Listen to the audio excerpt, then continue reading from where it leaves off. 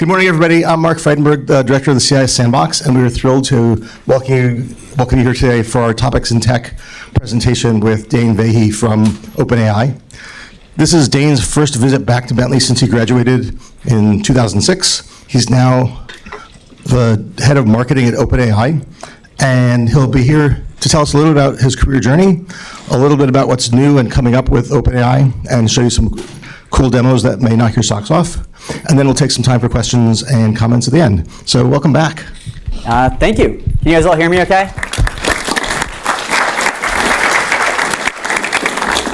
Awesome. Exciting to be back. Like Mark said, I haven't been back here in 17 years.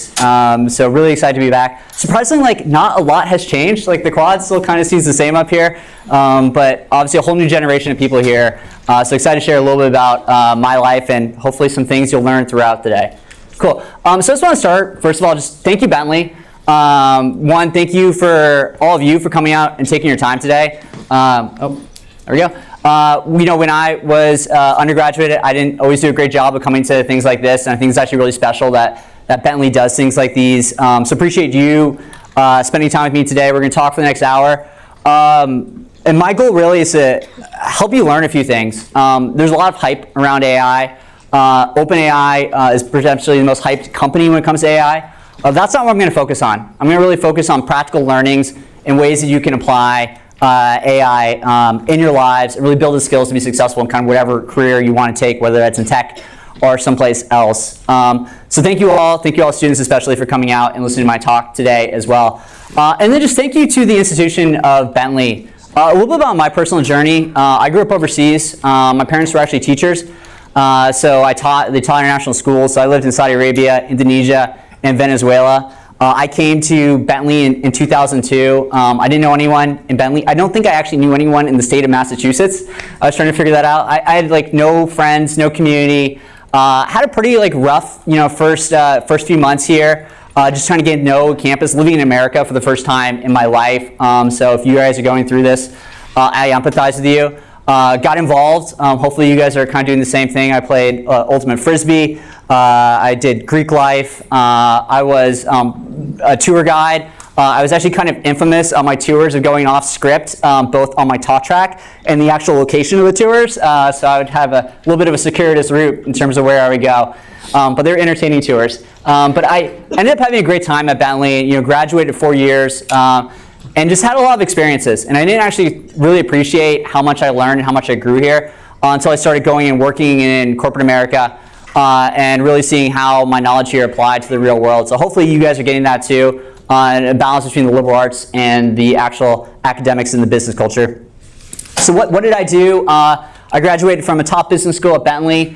And then I've had a chance. I have a pretty unique resume. I don't think there's actually really anyone in tech that's had quite the same experience as I have. I went to Salesforce. They're the world's most valuable software company in the world now. I was an early employee there as they're building out cloud computing. So I had a chance to go in marketing and really kind of help them define and think about how they communicate their products and really get people to adopt the CRM and this cloud. Spent 7 years there, and then I went to this company called Stripe, which is a payments company. If you're buying anything online, you're probably using Stripe. So I went there to build out marketing at the time. They were the most valued private company in the world. From there, I was the CMO of a healthcare infrastructure company. I was very happy, and then about a year ago, OpenAI came calling. To me, as I'm sure, with a lot of you, the first time I used AI, I was just giddy. It was this real human emotion where I was just laughing, I can't believe how cool this is. And so for me, I really wanted to be kind of at the ground level and really be kind of inside the four walls where I thought the future of AI was getting built. So I had the opportunity to go and work at OpenAI. As Mark said, I lead marketing now. So kind of my role, really at a high level, is just communicating to companies and to consumers how they should be thinking about using AI, how they should be using it in their businesses, how they should be using it in their personal lives, what are the different use cases that they're going to get actually a lot of value, what's hype and what's something they should be using every day. I'm doing a big talk tomorrow at a conference, so I'm out here. So I'm going to give you guys a preview of kind of what I'm going to cover today. Before I do that, though, it's interesting. I was in Tokyo last week, actually last Thursday, and I was at this bar. It was like 1 o'clock in the morning, and I ran into these four kids. They're all 22. They just graduated university in May, and they found out we were working from OpenAI, and like, of course, the question that they want to ask is like, how do we get into tech? And how do I get a career into Silicon Valley? How do I work for technology companies? And this is probably the question I get most. So I'm going to take Q&A at the end, but want to actually preempt this question and just answer it at the start. So it's kind of 4 things that I think are really important, and this would apply to how you get into tech, but I think you can actually take these learnings and probably apply them into any role or any profession you want to get in. But 4 things I think are really kind of fundamental in the workforce that you need to be thinking about. The first is being hyper curious. I've interviewed well over 1,000 people in my career. I'd say probably 10% of people are actually curious. And what it means is they're asking questions. They know a little bit about our company. They've actually thought of different ideas for how they might be able to help the business. But being curious today is such a superpower. And whether you're using AI or any other tool or any of the profession, if you can show that interest and that curiosity, if you can listen really well, that will immediately set you apart from 90% of other people that are trying to get into the role. So really encourage everyone to be curious and really make sure that's coming through in terms of how you're representing yourself. The second is showing grit. And really showing that perseverance. I mean, at the end of the day, the reason why I keep getting good opportunities to go to these companies is that my personal brand is someone that ships a lot of work, that gets things done, that kind of pushes through obstacles. And no matter what profession you're going to hit obstacles and be able to kind of overcome those is essential. I'll give you an example of someone I hired recently that showed a lot of grit. He wanted a job working at Stripe. And so what he would do is he actually was smart. He basically looked at the 15 companies he wanted to work at. He looked at this Cloud 100 list, which lists the most valuable private companies. And every day he would send 10 LinkedIn messages to people at these companies. And maybe 1 out of every 15 would respond, but you just keep pinging them and pinging them and pinging them. And I actually randomly get pings from people at Bentley. I'm always happy to do a conversation. But he just started building up a network. And then when he applied to Stripe, I had 6 people reach out to me, and it's hey, Alec's amazing. You should talk to this kid, Alec. I'm how do you know him? It's oh, we just met on LinkedIn. And I was okay. And he had built up a network in the company even before he applied by doing this, and just showed a lot of grit. And he was a phenomenal hire, but was able to get kind of through our screening process and have a direct relationship and get hired. The third is getting experience. I think what a lot of people do is they want to join OpenAI, or they want to join a Salesforce or Microsoft or Google or Meta, and they don't have a lot of experience. And we at OpenAI, we occasionally hire undergraduates, but I would say 99% of our hires are people that are coming through experience. So getting some sort of real-world application. For me, I worked at a small communications agency for my first 2 years in Silicon Valley before I jumped into Salesforce. But just having that kind of real-world experience helps a lot. Startups, I'm a huge advocate for startups. I'm very excited about startups. My team manages all of our startup events, so I spend a lot of time with founders. Are a great way to just kind of learn a lot of different skills. So really encourage you in kind of what you do, not necessarily try to jump immediately to a big company, but think about getting experience.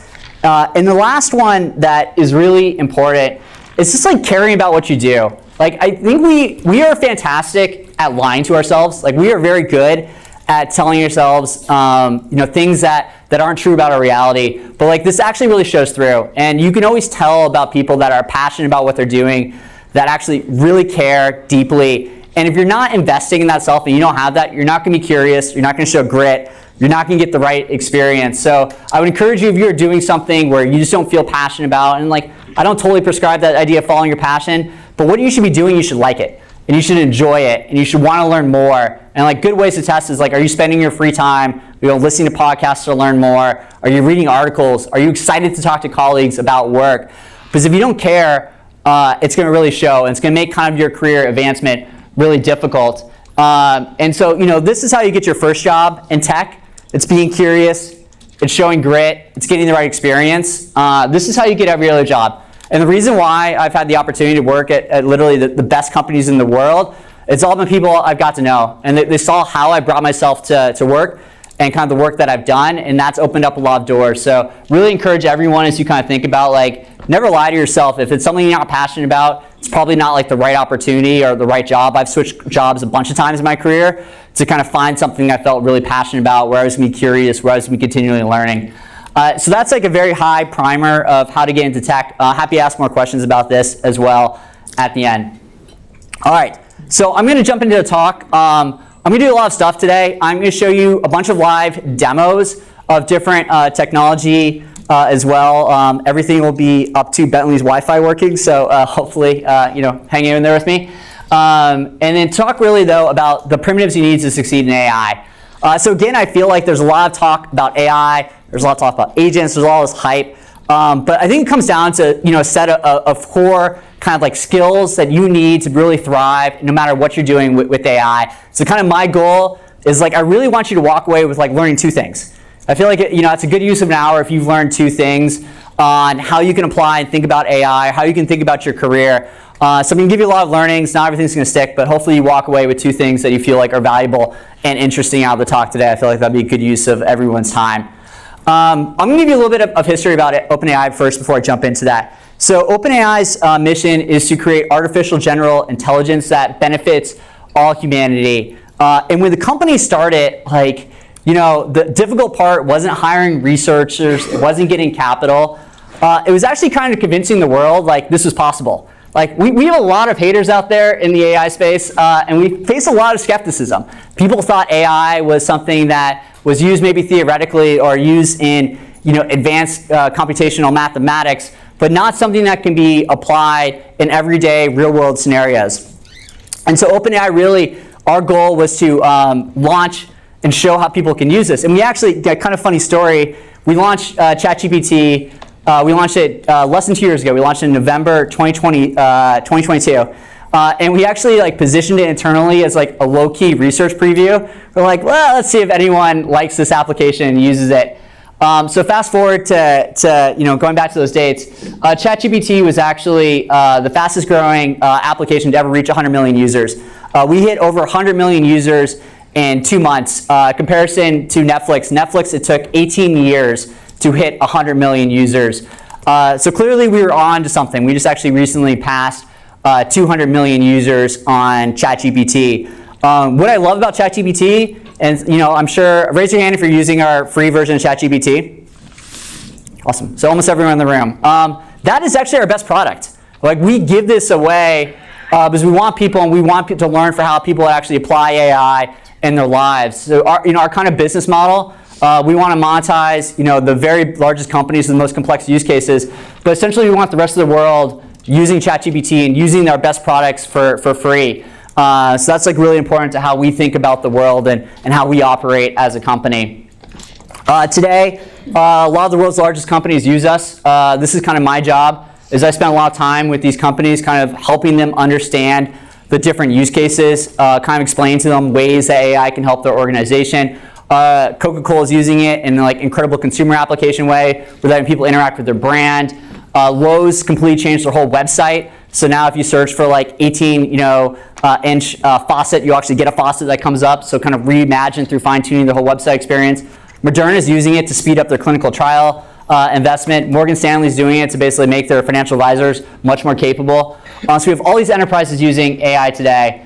And then soon, ChatGPT is going to be available on Apple. So Apple just came out with the iPhone 16. It'll be the first model that will actually have Apple Intelligence.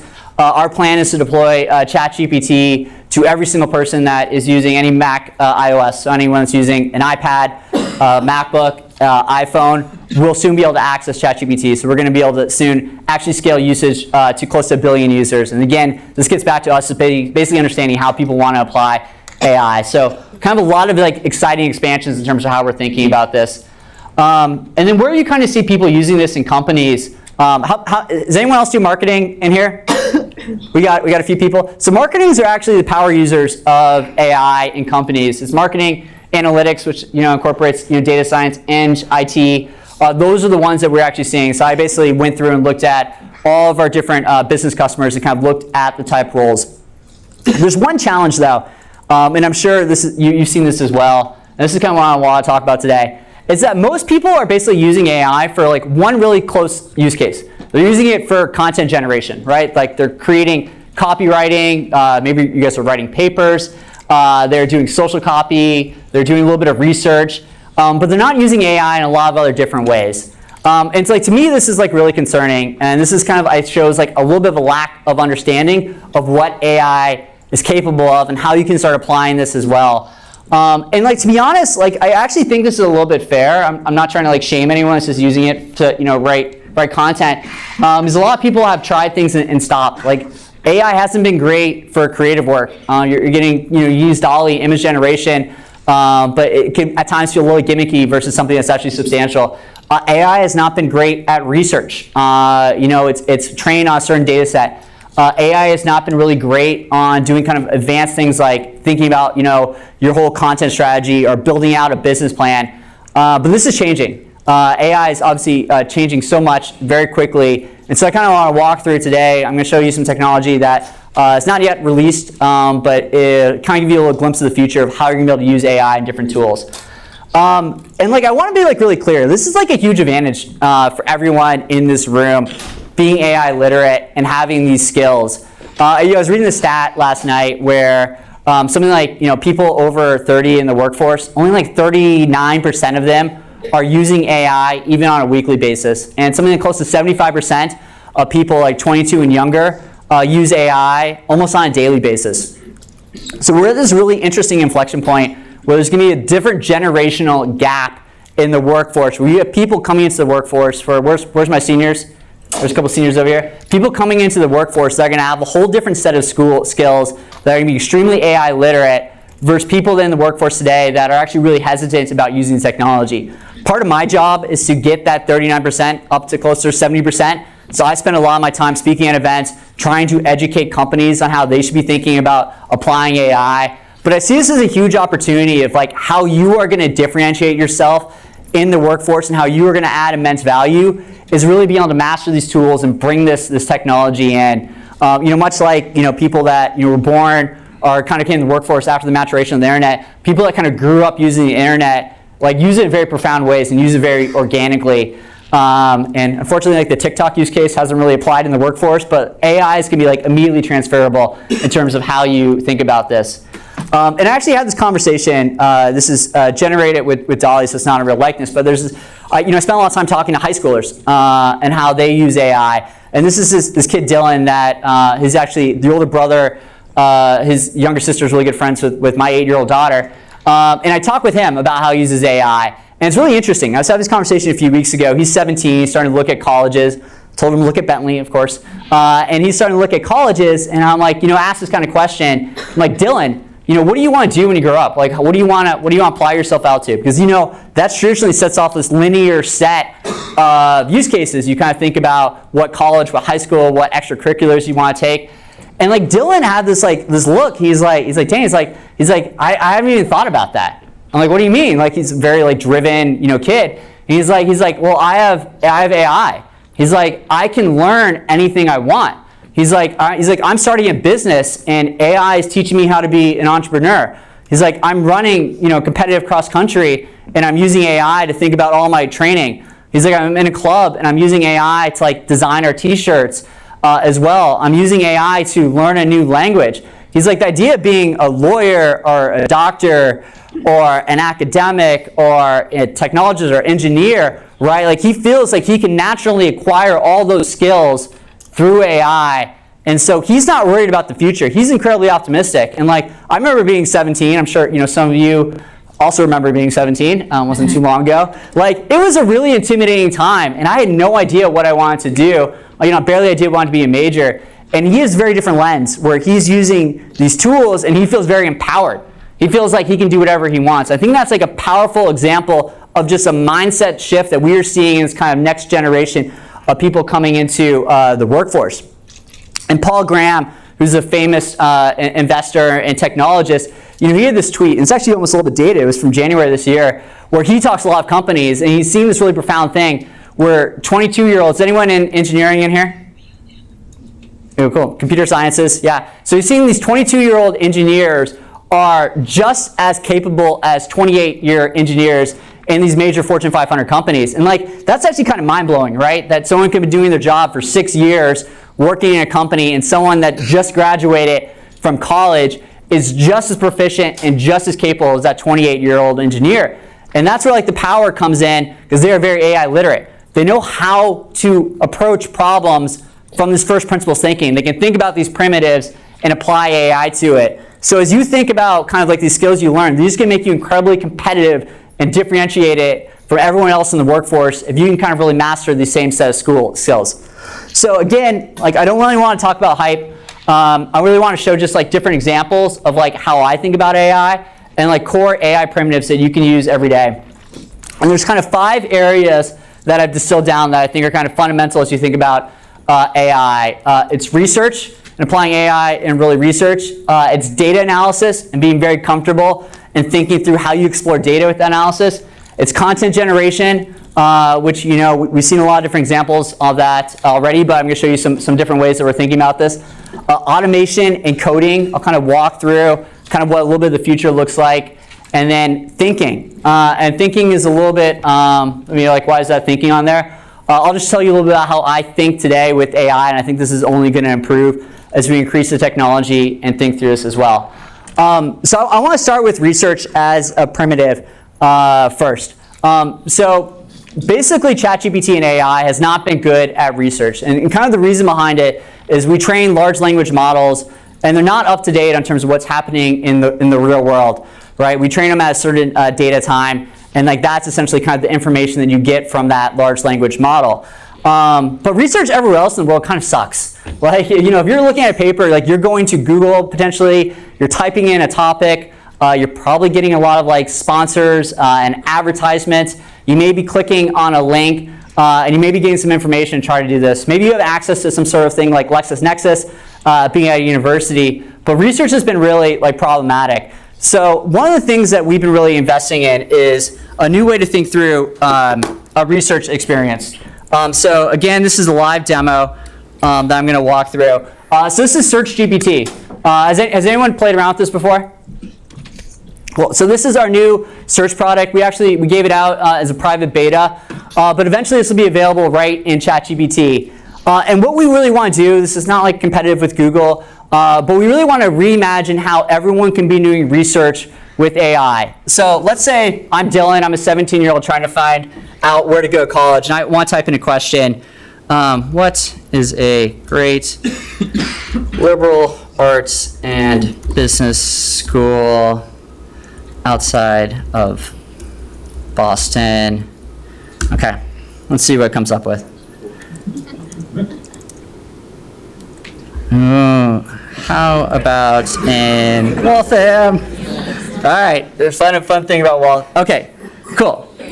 All right, so it's narrowed it down. So again, like that seemed like kind of trivial. It's kind of funny results. But actually, so this is a live demo. I did this prompt before, and Bentley was the first response. So it changes a little bit in terms of the query. But you can see, immediately just like even the behavior of how I did this is that I was able to ask a question. And what's like really powerful about this as well is like 1, no advertisements, like nothing came up. 2, you immediately get context here, and then 3, you get sources, right? So here I can see information from Brandeis. I can see information from different other articles. I can see information from Bentley. So you get sources, you understand context. But as a researcher, right, and you're researching, like you're not going to just ask one question, right? Essentially the core research method is really kind of thinking about empirical evidence, so kind of going down to the root question. So let's say Bentley was interesting, and tell me why I should pick Bentley over Brandeis. Okay. ChatGPT is great with spelling errors as well, which I love. All right. So here you go. So here, Dylan, this is helping crystallize his decision, right? I've just typed in this question. I get a whole bunch of like great information. I'm understanding things from Wikipedia. I can see the business rankings really well. I can see the cost of attendance actually a little bit more affordable for Bentley, which is awesome. Certainly gone up since I was here. And then I can see some more information. But let's say like the thing that I care most about is earning potential. So let's say I want to know is what is the earning potential of a Bentley grad after graduation. Cool. Awesome. Bentley University graduates have demonstrated strong earning potentials at 61K with increases to 87 from College Simply. Notably, Bentley ranks in top 10 institutions nationally for graduates' median income 10 years after graduation. Awesome. So you guys are going to be set for life. This is great. Just need to graduate.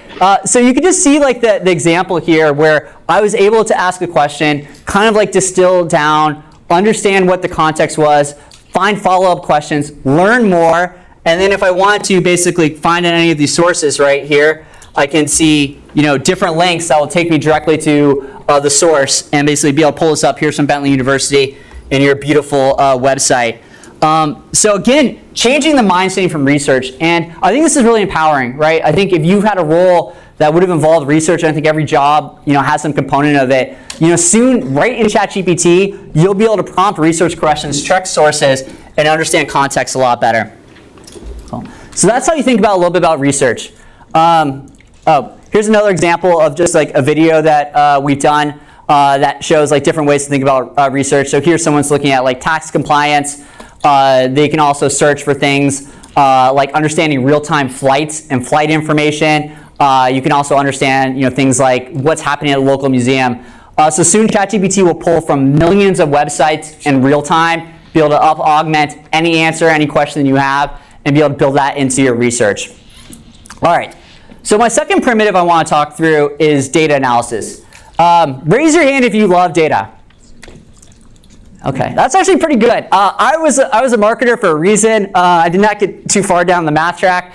I was always someone that was a little bit less familiar, less comfortable with data. And it certainly held me back. When I became a CMO and I was leading global marketing organization, getting comfortable with data was something I've had to really build as a skill, so I could ask great questions and be able to approach problems with data. And you'll find this, when you get into the real workforce or ever what you're doing, is that there'll be some people that are just like great with data and they almost seem like magicians with it.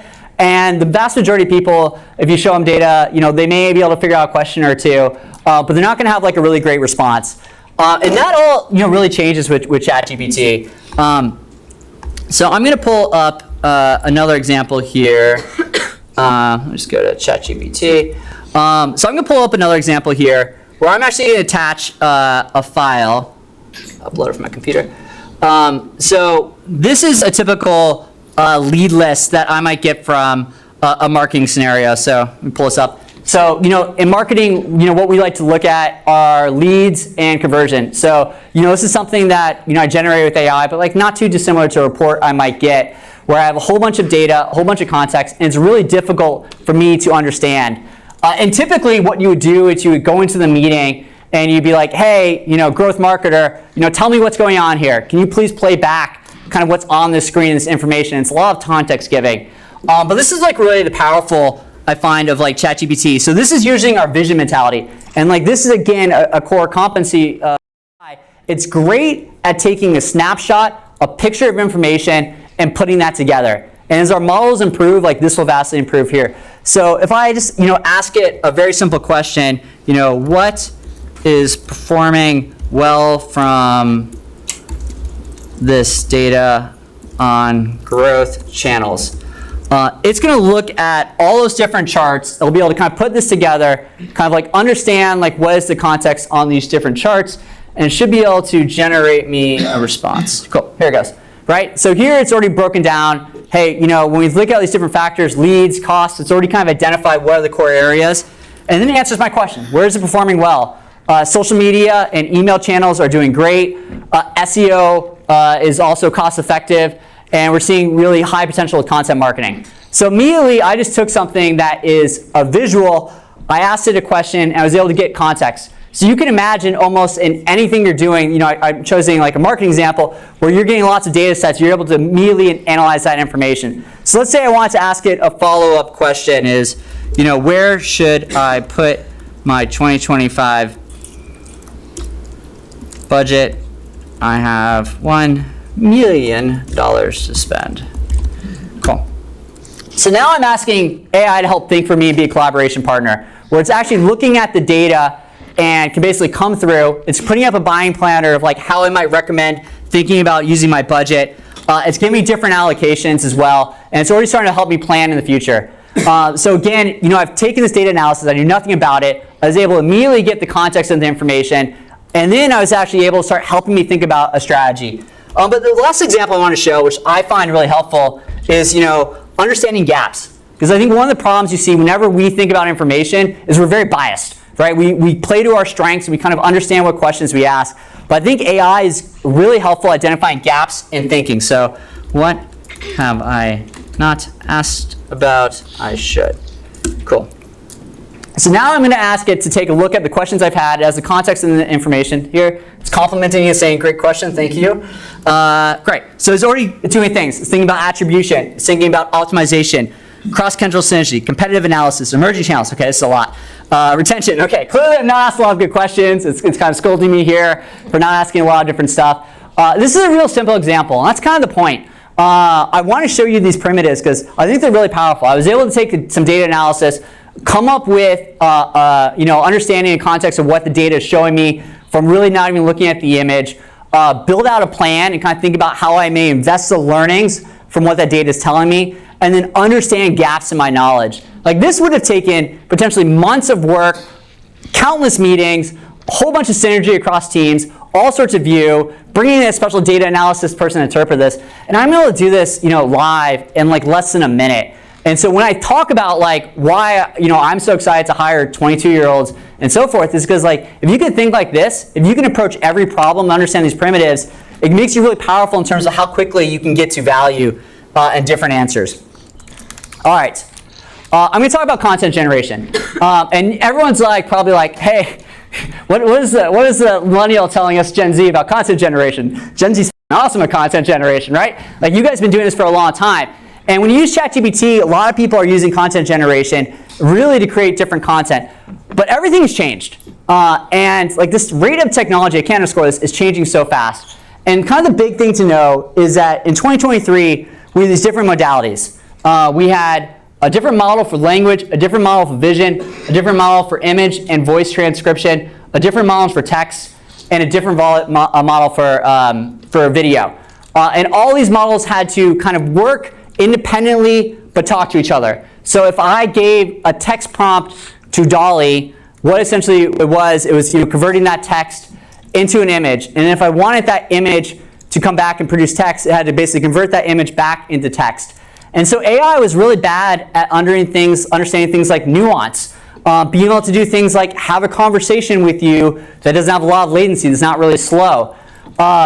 In May, we launched a new model, which I think there's a lot of hype in terms of our new reasoning model, which is really exciting. We'll talk about that later. But I think this is kind of the biggest thing I've seen come from AI. We launched our GPT 4.0, which is our first multimodal model. And like what this means in a real simple terms is that any input of image, text, speech, it can output in that same input. So the model is able to process all the information together and output it in any way that you want for the most effective input. And so this is fundamentally changing the way in terms of how we think through content. We can't quite do this in video, but that's like a problem we'll be solving pretty soon as well. So this has been a game changer for content.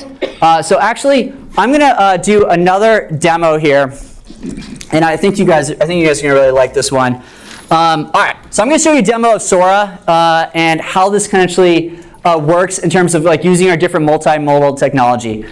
So here I put a prompt on the screen, and I've generated this video ahead of time.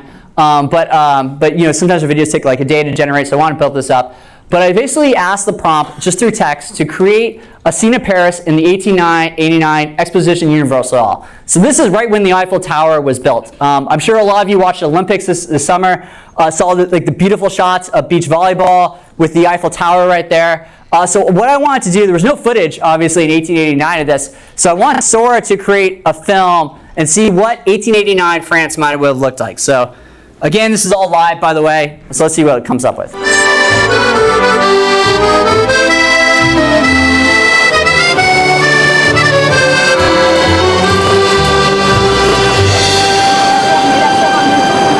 So you can see we are getting a beautiful shot, historical France. We've asked it to shoot it with what type of lens might have been actually something around the period for authenticity. You're getting the carriage, you're getting the horse sounds. So we have this really powerful vision. So this is how we created a video.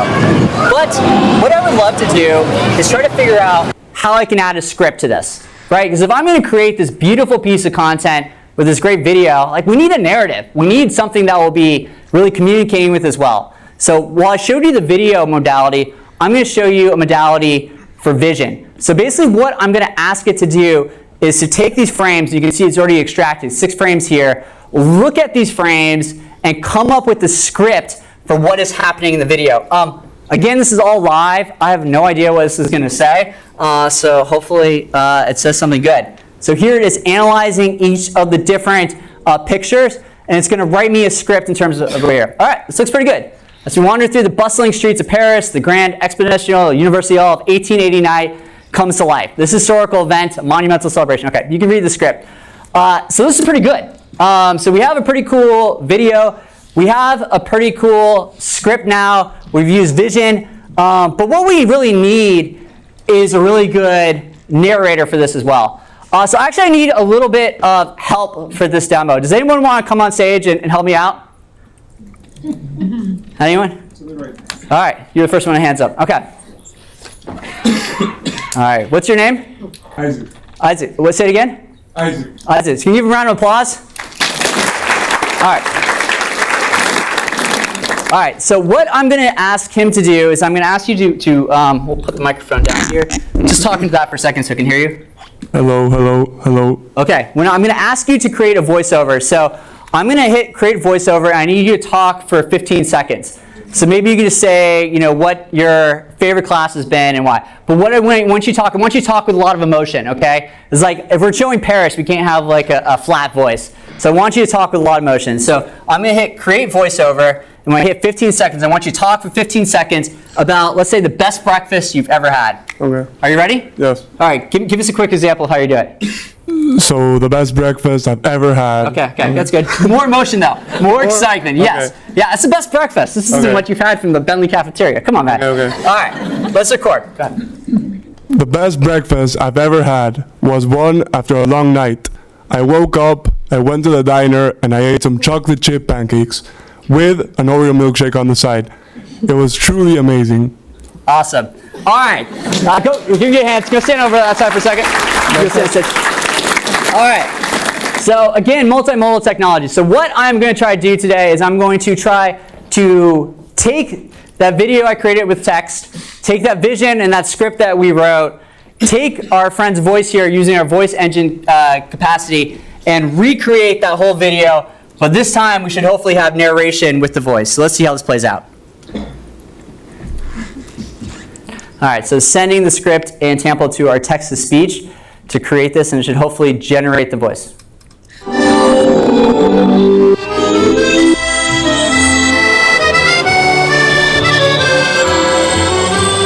As we wander through the bustling streets of Paris, the Grand Exposition Is that your of voice? 1889 comes to life. This historic event, a monumental celebration of human innovation and cultural excellence. You know what would be better though? draws If he visitors was from speaking around the French. world. Why don't we have him Elegance speak of French for 19th us? century fashion graces the vibrant paths, reflecting the optimism and Go back.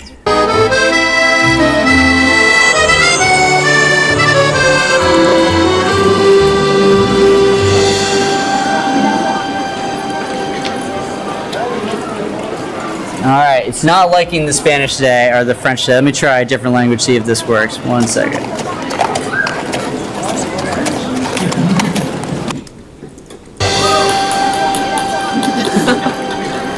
All right, it's not communicating. You want to convince a different language today, but you can see how we just created this video from scratch.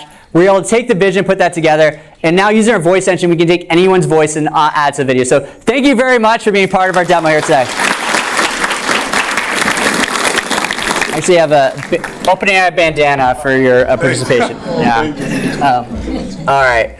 So, like that just gets me really fired up. The fact that before, in order to do a video of something that's never created before, in order to add a script, in order to add a voice, Like this would all be things that would take months of work and high budgets. And I get really excited about how people are going to think and be able to create content in really meaningful ways. The fourth primitive that I want to talk about is automation and coding. So this is something that's really important, kind of even if you're in CS or non-CS. But how do you kind of think through using these different tools? This is a really important concept to understand, is that AI technology has been the greatest cost appreciating technology ever invented. So when we launched our models, they were pretty expensive to use. They were $36 per 1 million token. Today our models are basically, for our leading models, 25 cents. So we're almost getting to the point where AI is becoming free. This technology is depreciating so much that this will really change how you'll be able to apply AI in no matter what you're doing. This creates whole powerful different examples. A quick way that we do it at OpenAI, we get thousands of people filling out forms every single day. These are really hard informations for us to understand, like what information we should actually listen to and read to versus what we should ignore. Most people don't do these or add kind of text fields on forms because no one actually reads them. We're able to use actually natural language processing in our automation where it reads every single form, can actually call out things that are interesting for us that we know are going to be things that we want to talk about, grade every single response, and then automatically route that to the right person in the company for who we should talk about. So we completely automated every single way that we collect information coming into the company. And then coding is another exciting example. One thing that we're really kind of investing on is how do we pair AI with your work? So in this example, in the demo that you're seeing, you have someone that's coding on screen. You can actually pull up AI to watch you code. So when you're actually coding, it can find errors. So if you're making an error online, it can quickly correct you on that error. It can work side by side with you. And this is, we haven't launched this yet. We'll be coming out with this very soon. But this is a whole new way that you'll be able to pair AI with your work. And this is obviously a coding example, but you can imagine this in design. If you want expert advice on how to design something, you'll have AI watching and working with you that can provide ideas and solutions right there in terms of the work that you do. So we're seeing a lot of examples in automation and coding for how this is going to improve how you work. All right, the last primitive I want to talk about is thinking. I was going to do a demo of this. It's a little bit tricky to demo with the microphones, but I think this is actually really misunderstood. Because thinking is going to be such a powerful way that you're going to be able to extract information and really kind of refine your own thoughts. Whenever you want to come to a good idea, or however I come to an idea, it's like I need to talk it out with someone. Like I need to brainstorm. I need to get their thoughts and get feedback, understand where I may have gaps in my knowledge. And this is where AI is really going to be really powerful. So basically, my morning, I commute to work. I drive about 45 minutes in my car.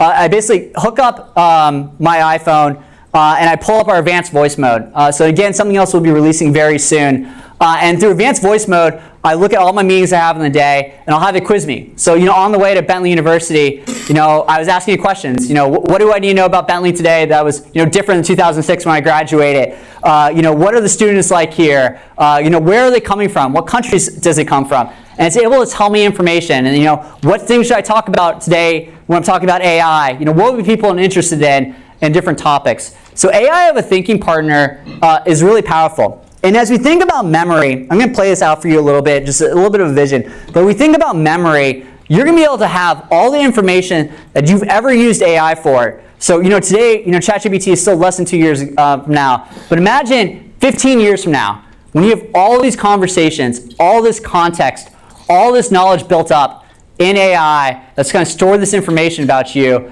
you'll be able to ask the questions. It'll be able to kind of connect dots through all your different experiences. And as the cost of these models become so cheap and the context windows expand, think about all the information you can add. Like, who's seen the movie Limitless?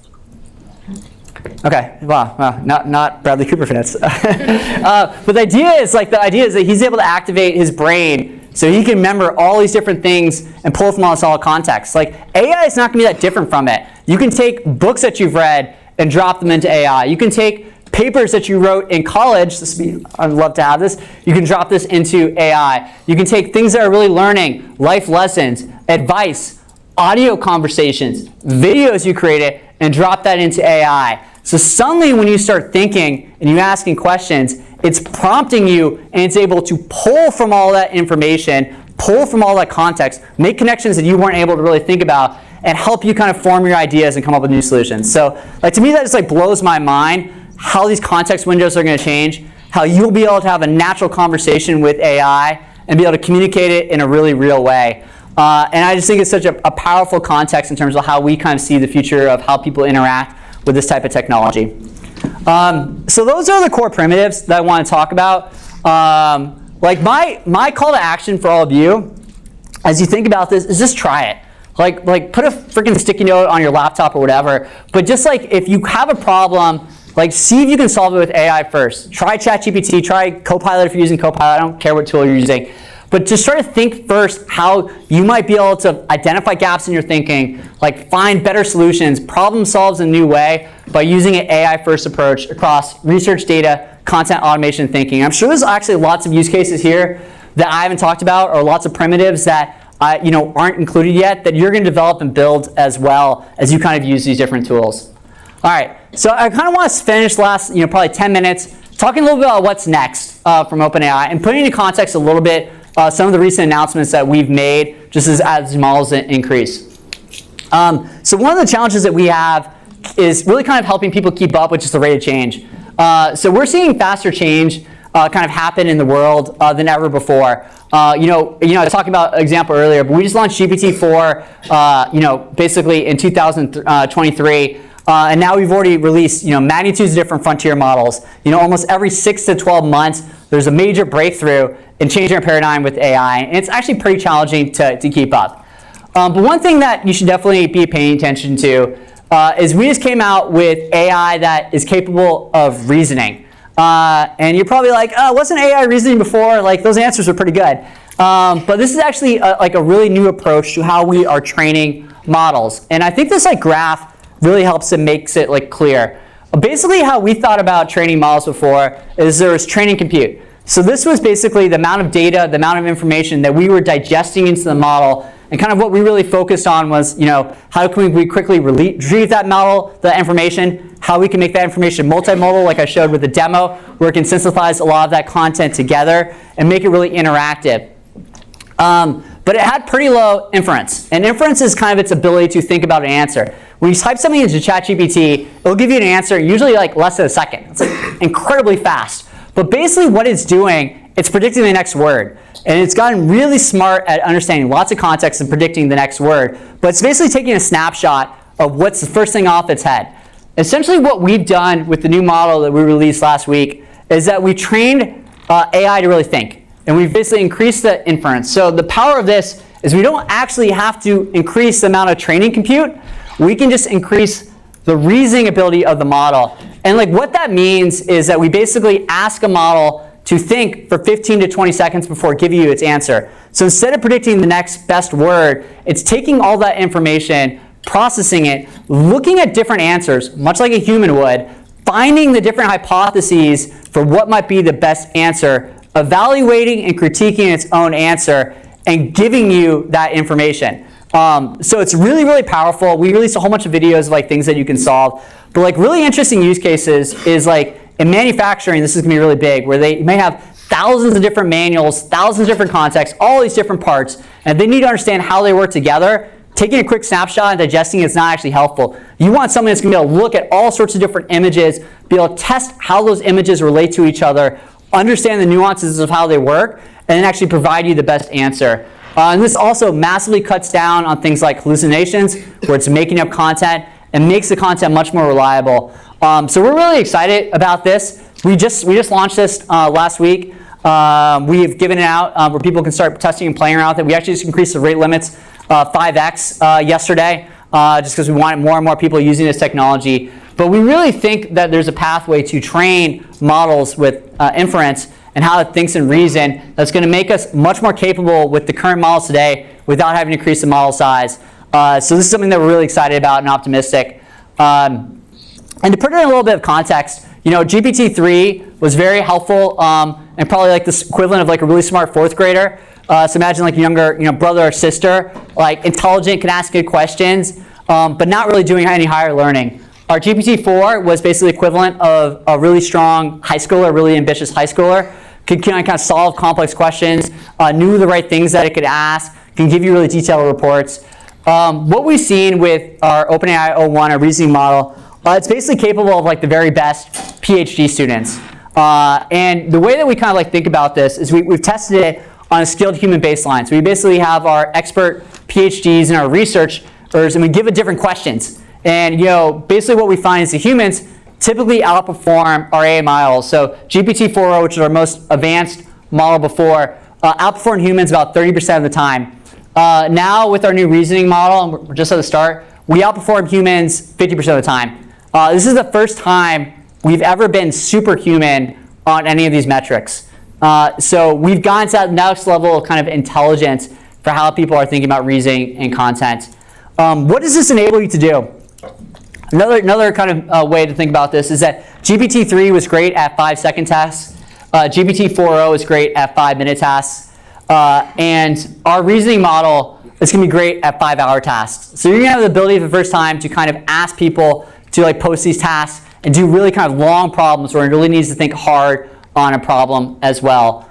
And you're going to see a lot of progress here in terms of research, coding, customer service, data analysis, and leadership. How do we think about AI as like a thought partner and thinking help for kind of all the work that you're doing? So really excited about kind of this new frontier model. This is something we're obviously be investing in really building out at OpenAI. One thing you'll hear a lot about is agents. I think this is also something that really is unlocked with reasoning, as you can ask it to basically do things independently, to think independently. It can start doing kind of those things and automating it. It can actually even communicate with other systems. For example, I talked about that driving the car where I was asking AI questions, but I started to look at my calendar. AI will soon be able to kind of read my calendar as an agent, understand what are the most important things for my day, be able to quiz me on those as well. And then if I have tasks for it to do, like set up a meeting at Bentley, it can go out and just book that with the right person or send an email on my behalf. And so that's kind of the level that we're seeing. So kind of like we're moving to this level of agentic AI. And kind of like a good framework to think about it is today, AI can really ask it to anything. I think in the future what we're excited about is you'll be able to kind of process and think about doing anything with AI. And that's like a broader vision. And I want to kind of like bring that to you just so you kind of think about the future. But again, it doesn't really matter if you're asking anything today or doing anything in the future. I think what's really most important though is like you're learning those fundamentals, you're learning those primitives, and you kind of think about the base skills that you need. Because even in this future where we have more agents, be able to think about how you apply agents to data analysis, how you apply them to research, how do you kind of think through content generation, are all going to be fundamental. So as you guys finish your time at Bentley, for some of the seniors, or you're just starting here, like building these skills up are going to be absolutely critical. And like this is what we need in technology. This is what you need in corporate America. And this is what we need in nonprofits. This is what we need in humanities. We need it in every single industry. And healthcare can benefit from really kind of like understanding these and increasing your human capacity. And like the reason I'm working at OpenAI is like I really believe in this vision that we're more successful as a species, and you've seen this in things like the Industrial Revolution with the computing era, that when we increase human capacity, when we make people more productive, when we give them these tools to accomplish more, like that raises everyone. And I think AI is going to really help in that regard. So thank you, everyone. That is my talk today. I've been told I need to put a QR code to make sure you guys actually showed up today. But hopefully you guys found that interesting. Hopefully you learned 2 things. And then happy to take any questions from anyone in the audience. If anyone has questions, feel free to just raise your hand and we'll come around with microphones. Hi, Dane. Thank you very much for the great presentation. My name is Sen. I'm an assistant professor here. I have a question that you mentioned ChatGPT is now very good at some tasks such as research. Why do you think that is, and what do you think would be the solutions for that? For research? Yes. Yeah, I mean, it's a little bit of kind of what I talked about. It's, I think, the limitations in terms of where it's pulling data from, right? If it's just trained on the historical model for the data, when you are doing research, you really want real-time context and information. So with our new Search GPT, it'll be basically able to read, millions of websites and pull all that information in your search result. I think it's great in terms of how you might use ChatGPT to decipher the information, but you may want to really understand kind of things that are happening in the real world to have the most context. And so I think that's where we see the breakthrough in research coming. The other thing that we're really doing at OpenAI is investing in media partnerships. So working with different publishers, we want to make sure that we're very equitable in that regard. So we can actually bring in a lot of historical information, other things that might have helped you as a research, and actually bring that into our ChatGPT experience. So, there's dozens of publishers that we're working with as well to also enrich the research experience. I see. Thank you. Yeah. First of all, thank you for coming here today, Mr. Vahey. I think I can speak for everyone here when I say we appreciate your time. How would you recommend we use AI so that we benefit as much as we can, all while also refraining from, relying heavily on its services, so much so that we accidentally create a trait of laziness? Oh man, did your faculty put you up to that question? It's interesting. We did a breakfast this morning with some faculty, and I think it's really important in any learning is you really understand the fundamentals, and you understand the core concepts of what you're trying to learn. And I think AI is great at this, where you can actually take something and I hate learning that's memorization or just trying to figure out hacks to solve a problem.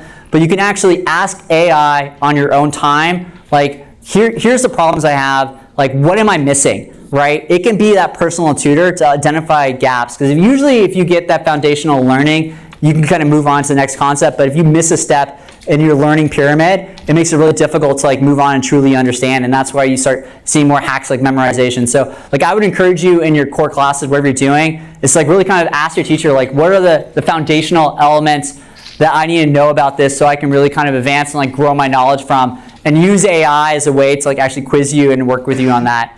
And then obviously exploration of new skills. If you want to learn coding and you're not in CS, AI can be a great tutor for coding fundamentals. If you want to think about design in a new way, AI can really help as well. If you're trying to learn a new language, imagine AI can actually correct your accent.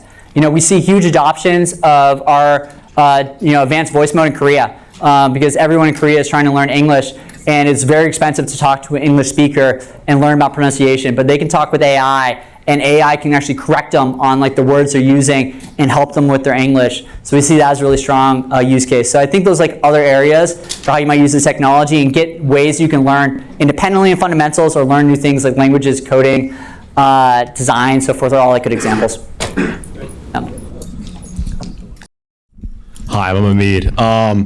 What would you suggest for someone as a learner in AI, whether they use ChatGPT or Perplexity or Anthropic's cloud? What would you suggest to them to continue to learn and use those skills?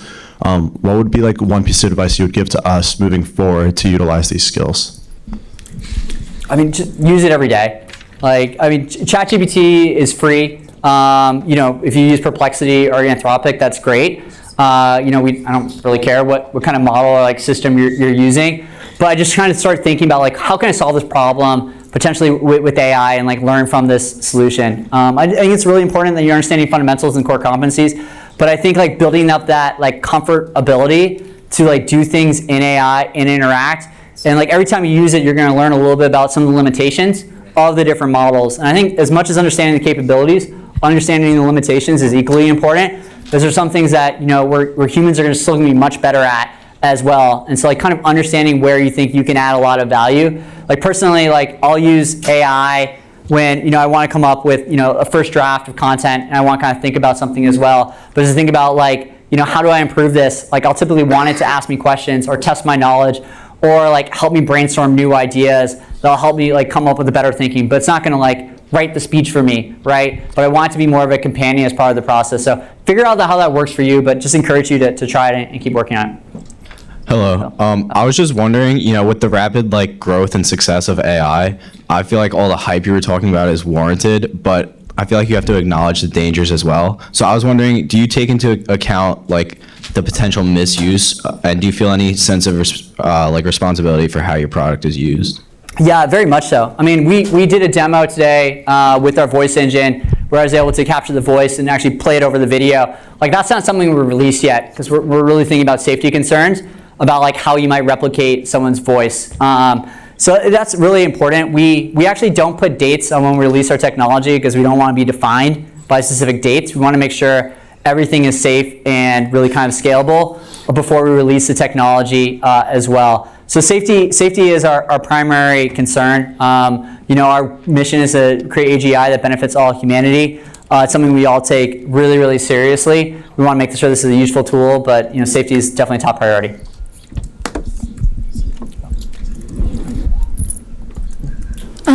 You said that a lot of different companies were starting to use ChatGPT. Do you have any like non-competes with like company-specific, like direct competitors? You mean like for how those companies, if they're using ChatGPT or not using ChatGPT? Yeah, like if you're letting Coke use your ChatGPT, like can Pepsi also, like certain things like that? Yeah, we allow everyone to use it. I mean, a lot of people use it through their cloud provider. So, a lot of people use Copilot through Microsoft, or they're using, Anthropic through AWS. So we see kind of enterprises adopting a lot of the different tools. I think where OpenAI stands out versus kind of other companies that we do a little bit differently. We do research, we build the products, and we also deploy them. So when we work with companies, we'll actually help them and spend a lot of time with them. It's like something I do to kind of think about like what do they want to build with their solutions. Because at the end of the day, if you're just using ChatGPT for productivity, like you may see some marginal gains, but it's not going to like blow your mind. It's kind of like they think more about like what are the solutions where we can automate hundreds of millions of customer service inquiries and do that with AI. And like that's going to be game changing for your business. And that takes actually a lot of scope and a lot of work to do, and it's not easy. And so we have a little bit of a different approach than most companies that will kind of work and spend a lot of time with enterprises and thus help them understand the different use cases that are specific to the problems they're trying to solve. And they get a lot of value from that. Thank you. Well, thank you so much for coming here today. My name's Aaron. I'd like to know, with the rise of AI, where do you see the future of AI going with the rise of quantum computing? I mean, it's really exciting. When you think about AI's ability to reason, to really think like hard on a problem, as you increase like the technology and how we think things about quantum computing and like the processing capabilities. I mentioned 5 second, 5 minute, 5 hour tasks. Like, what if we asked like AI to like think about something that for like 5 days, right? Like really digest and think about a problem. I think there's gonna be lots of opportunities that we're gonna do in healthcare that are gonna be really exciting and really kind of advanced mathematics and new fields of kind of research that weren't really capable with our tools today. So I think you're just gonna see, like we just launched this reasoning model last week. I think you're gonna start seeing really kind of advanced use cases develop as people kind of really think of native ways to do it. Again, it's like very early innings of AI, so I think it's like pretty wild in terms of what they can accomplish and do. But the big improvements in terms of how we can think about thinking hard and reasoning about a problem is going to really kind of open up whole new fields of kind of research and exploration. Dane, thank you for your time and also for the bandana. Yeah. I wanted to ask you, if you are a reader, what books would you recommend, whether in marketing or in technology? Like I love reading memoirs and just learning about people and kind of the journeys they went through. There's a great Wright brothers memoir I just read about how they became the first ones in flight. A lot of other ones. Richard Feynman has like a really good one on thinking. But like for me, I just find it's interesting to like study what people did in their lives and like how they reached success, and kind of learn from that as well. You get a lot of great historical context from it. I read this great like memoir just about this guy like discovered like the perfect wave in the 1960s and like set all over the world like just trying to like surf. And I just like to me, I'm like inspired by like individuals that like do uncommon things and like push themselves and like how they think about that journey. As it's like very easy to follow kind of the rope path and do things as well. But like what I want to try to model my career on, and like I kind of believe you have one opportunity to kind of walk this world, like try to do things that are uncommon and push yourselves as well. So like to me, like there's lots of things you can read, but like memoirs and like inspiring people and like how they overcome, like those are kind of like the stories I go back to when like things are hard for me and I'm facing obstacles of like thinking about perseverance and how to push through. Thank you. Hey, Dane. Yeah. Over here. Hi, my name's Anthony. Thanks for coming today. Yeah. I'm actually an adjunct here, but day job is on the investment side. So a couple sort of investment related questions. And it sort of came up, when you think about the LLMs, looking out 2, 3, 4 years from now, do they truly, will they be differentiated, or will it be more sort of commoditized at the end of the day, comparing yours with Gemini to Meta AI, et cetera? And then the second question is a topic that's a big debate on Wall Street in terms of the sort of employment or labor impact of AI. Will it be a huge net negative, or sort of offset by all the jobs created by AI? 'Cause obviously you spoke about dealing with companies who are using this in everyday use cases. It's a huge productivity advantage. Are they finding that they have to hire less people? And how do you think about that going forward? Thank you. Yeah, so let me take the first question first. Will the technology become commoditized? I don't think so. I think it'll be actually pretty differentiated in terms of the capabilities of the different models. I think the one thing that will go down a lot is cost. I showed the cost of our models for our GPT-4o, and that's our small model that we launched as well. There will be models like our reasoning model, like text to video, that are going to be much more expensive. So I think you will find higher differentiation and a lot more expense on certain use cases. But if you are just trying to get straight sort of like computational information out of ChatGPT, like that cost is going to be very low. And excited to see what's happening in open source. I think where some of the future also goes is like creating very small localized models. So models that can run on your phone, models that can run in a refrigerator, right? Models that can be implanted in devices. Like I'm very excited about robotics and kind of the future to have like really smart localized models. So I think there's still so much like development there for how all these models are applied. In terms of like loss of employment, I'm actually a little bit less worried about that. Kind of going to the answer I finished with for my presentation, we're going to see a loss of tasks, but not necessarily jobs. I think if your job today is involving moving information from one point to the other, like that's probably going to go away at some point because like AI is really great at that. If your job is really kind of thinking about systems and process and kind of thinking about how do you extract insights and add more value, you're going to have more capacity to do that. And we've actually seen engineering hiring increase in companies that are adopting AI. They're just deploying their engineers in very different ways. They're not asking them to spend all their time coding. They're asking you to think about like how do you build applications? How do you connect data from different systems and bring insights into the business? They're asking them to solve higher order problems, and they're realizing they can solve those problems, and so they're getting more value out of those engineers than when they were strictly coding. And I look at places like, I was in Japan last week, and Japan has a huge population issue. They have negative population growth. Like they are not worried about job replacement. They're like, how do we get the most out of our workers? How do we make them more capable? And so they're very excited to bring this type of technology into their work environments as well, and just making everyone more productive. So I think it's going to be probably a net benefit across the world for job employment, for opportunity. And hopefully people are like happier with their jobs. Like you're not doing entry-level work for 6 years. You actually get to solve meaningful problems. So I think that to me makes me excited about it. Hi. You mentioned that AI experiences major breakthroughs every 6 to 12 months. So I was wondering what your thoughts were on how we learned how to use the product, because we recently developed an AI major here. And so I was wondering if you thought that maybe some of the skills that we learned could become obsolete as it continues to grow.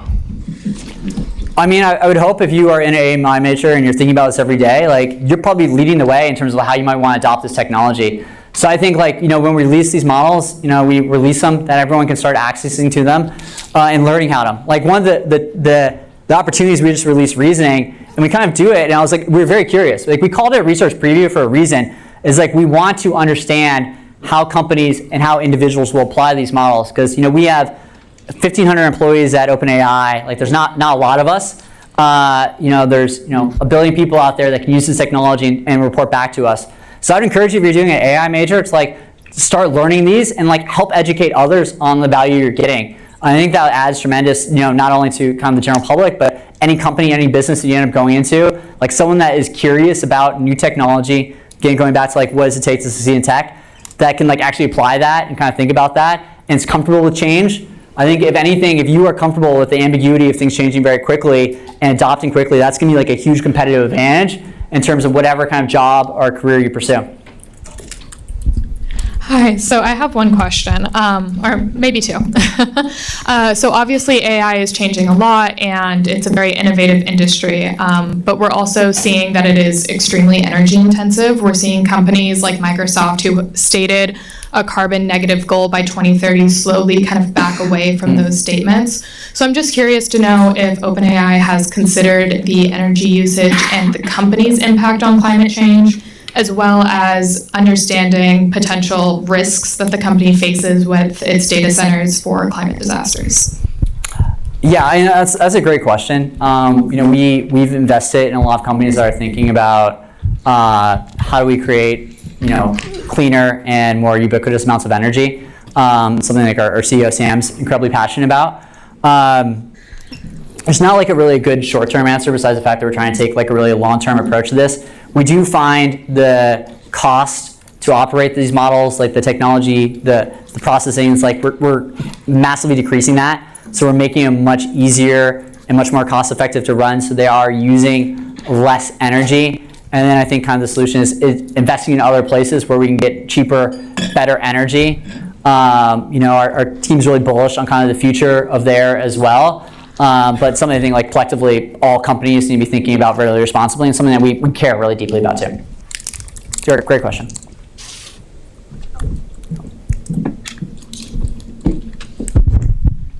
I know that you mentioned earlier that you work closely with companies to show them how AI can be integrated into their business. Yeah. Do you find that larger companies are more apt to use this technology, or is it like small and large alike are excited about AI use? Smaller companies are always moving faster. Like startups are very exciting. Like startups are honestly, we consider them our most important customer because they're going to test and like work with us on the new modalities and like actually implement the technology in a very way. And big companies are generally slower. What we found for companies that have been really successful, it's been really much of tops down driven, where the CEO or the CTO is like, hey, everyone needs to work in AI. Like I spent time in Moderna, a good like Boston company, and like their CEO wants their employees to use ChatGPT 20 times a day. And he's like looking at the daily metrics, right? And so they're adopting it really quickly and they're seeing a lot of success. We've seen a lot of other big companies that have a pilot and they deploy ChatGPT to 150 people and then just kind of forget about it. And they're coming back to us and like, hey, this thing's not working. We just kind of like threw it here in the corner. It's not creating this like beautiful, productivity cloud. So you need to be really deliberate with how you deploy it and how you think about it. I mean, at the end of the day, it's a tool. Like anything else, when you deploy a tool, you need to be thoughtful and the process you're building around it, who's adopting it, like how it's used, how do you train people. So we actually spend a lot of time just like educating companies on like process management. It's like not fun. I'm not gonna like talk about that in my talk today. You guys don't want to hear about process management, but when it comes to larger companies, like that's actually really essential for them to be able to adopt AI successfully. We have time for probably one more question. I got one. When you're selling AI, how do you sell it to companies or people who have like a resistance to using it? So how do we sell AI to companies that have resistance to use it? Usually the highest resistance from people is like they think AI is a novelty, or like worst case, they think AI might be like how you might bring social media into a company. It's actually like a distraction from productivity. So I think like the best way we can show it is just show use cases and examples of how you can use this. But it's a little bit, if you're anti-AI in your company, I think in some ways you're probably swimming against the stream. Today, 92% of the Fortune 500 use OpenAI, but not all of them are deploying it in big scale production. This is like their employees bringing these tools to work. And as people become very comfortable with technologies, like I know like all of you all are using ChatGPT or Copilot or something else, like you're going to want to have these tools. And that gets back to the primitives. Essentially, if people that are coming to your organization expecting to work this way, they're going to demand that they have these tools in these companies. The same way like you would never start in a company that didn't give you a laptop, right? Or didn't have internet access. Like you look at them like you're crazy. It's like what's your business going to be in 6 months from now if you're not offering these basic tools? And we see AI and the ability for people just to achieve more is kind of a little bit of table stakes for how companies we think will operate in the future, where they want them to equip them to be as successful as possible. I'm going to invite Mark up to just give quick closing. Thanks everybody for coming, and big thanks to Dane. Thank you, everyone. Let me pull up the graphic on my screen.